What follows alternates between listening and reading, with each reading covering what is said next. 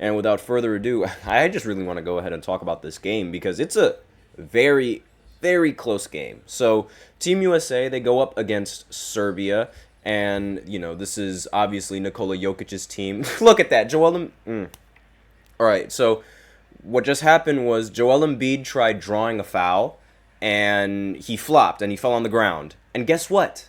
The refs didn't call it. Shocker.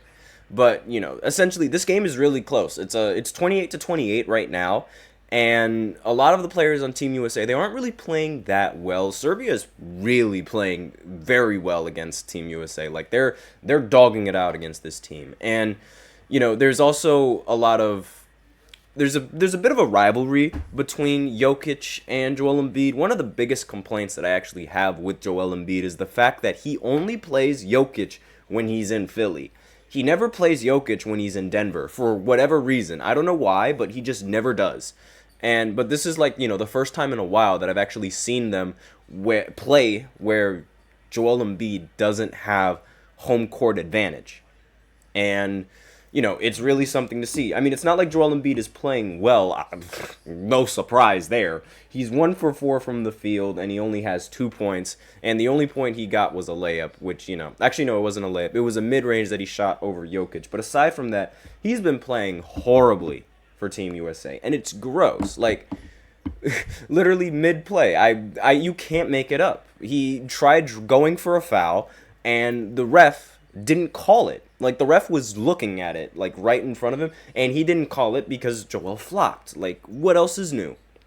So, but aside from that, Team USA is, really, one of the biggest problems for Team USA has been turnovers. Like, they just got one right now. I don't know why. Drew Holiday was wide open under the basket for a layup, and he just decided to pass the ball for whatever reason. I don't know why. But one of the biggest problems... as Serbia hits another 3, changing the lead to 6. So USA is down by 6 points right now. Serbia went on a 8-0 scoring run. That's great.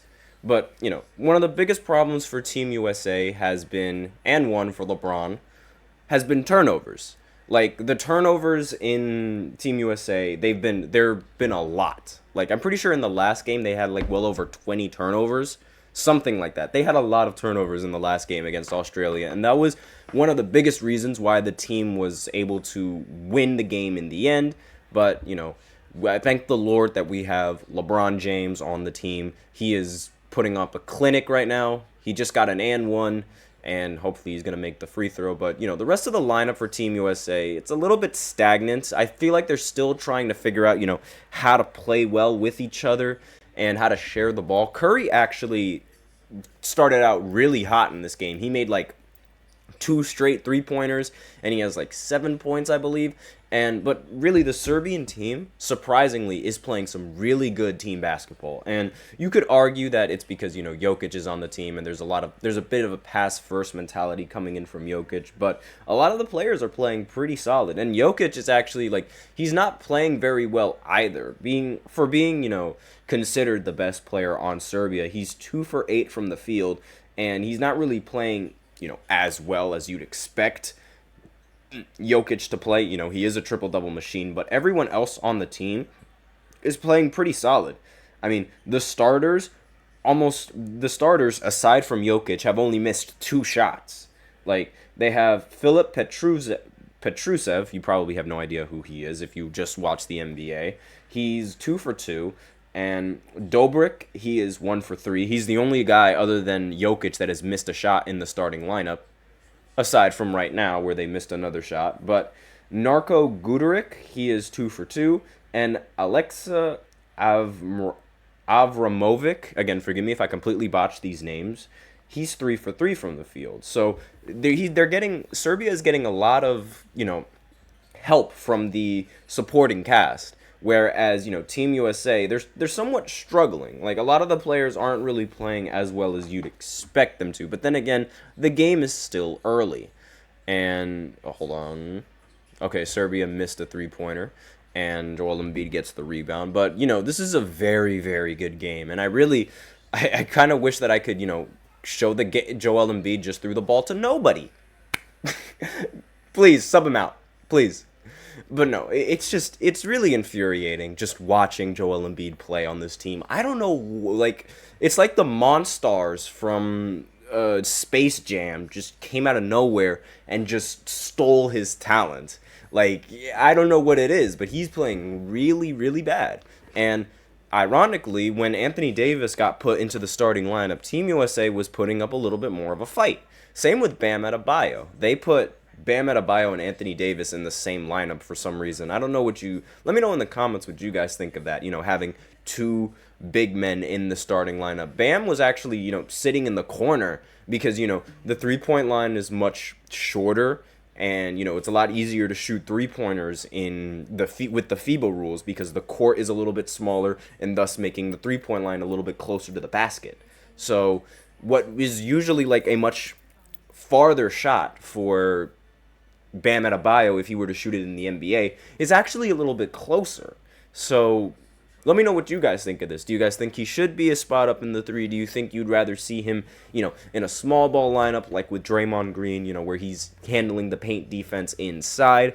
Or would you rather, have him paired up with Anthony Davis? Me personally, I value spacing on the basketball court a lot more than I would value anything else. I think that's arguably like the most important thing because having the spacing it ultimately makes your life so much easier because other players can focus on scoring solely layups, and if you can't get a layup, then you can get a wide open 3. So it's like, it's one or the other, and you don't have to force these players into taking difficult mid-range shots.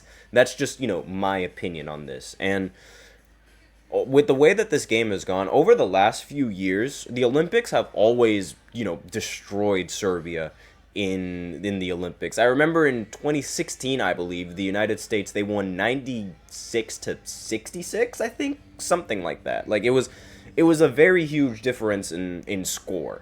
And it's a little bit it really shows like just how the game has sort of advanced and how the overall talent of basketball players, like the talent is catching up to it's compared to the NBA. And also the next game for that Team USA is going to play is on Saturday against South Sudan. And I should also that actually brings up another topic, the group phases in the Olympics. I finally figured them out. Now let me just go ahead and find the picture. Hold on just one second. Here we go. So in Group A, Australia, Greece, Canada, and Spain are in the group. In Group B, France, Germany, Japan, and Brazil are in the same group. And in Group C, the United States, Serbia, South Sudan, and Puerto Rico are in the group. So, obviously for the United States, the only real, competition in the Group C is Serbia right now because they're just whooping feet. They're playing really good basketball right now. And a little bit of a sleeper contender, in my opinion, is Puerto Rico with Jose Alvarado. He's playing really well for Puerto Rico, so Joel Embiid's still in that starting lineup, and it really gets me annoyed because I would rather he's not in the starting lineup. But that's just me. Again, if you guys have watched USA play before, and if you guys have watched the game, okay, thank you. Joel Embiid actually did something pretty well. Let me know what you guys think in the comments about Joel Embiid in the starting lineup. Would you rather somebody else get put in the starting lineup, or would you rather, just keep Joel Embiid in the starting lineup? Oh, wait, Joel Embiid didn't make the layup. He missed. Oops, my bad. I thought he did something good, but he finally got fouled, and now he's at the free throw line. This is his specialty. This is where he lives.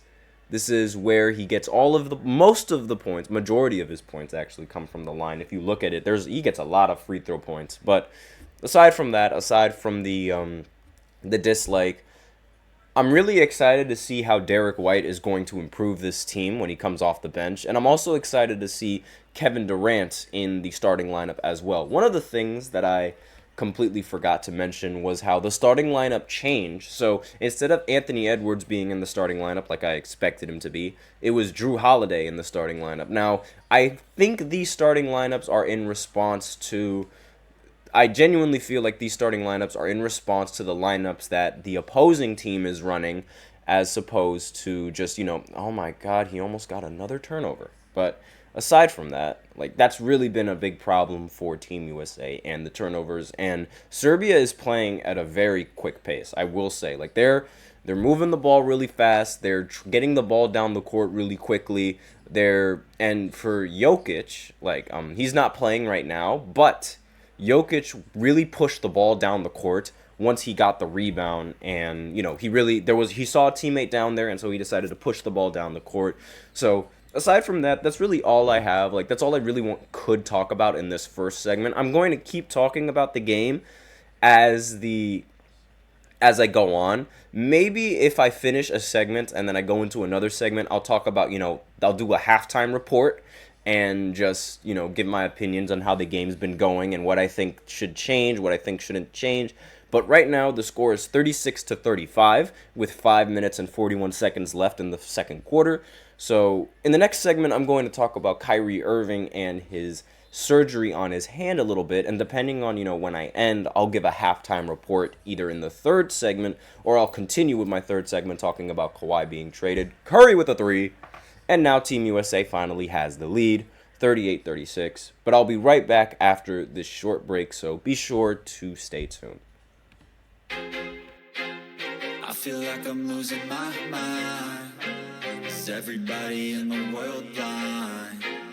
Please, Lord, give me a sign, a sign. I feel like I'm losing my mind. Is everybody in the world blind? Please, Lord, give me a sign, a sign. I wanna be the greatest. Everybody on the fake shit. I look around and feel like everybody is the fakest. I make this every day and I'm impatient, hoping one day I blow up from the basement. Statement, the top is so vacant. I don't hear shit that I think is amazing. Waiting for my day when I'm playing sold out shows for 1,000 faces. Hey, give me that crown, get in my way and to be put down. It ain't your place, all this my town. If I want that shit, then I'll get it right now. I'm losing it, the noose it fits, some losing shit, a stupid myth. You choose to live or choose to dip, you choose to fight or lose your grip and lose a gift. I feel like I'm losing my mind. Is everybody in the world blind? Please, Lord, give me a sign, a sign.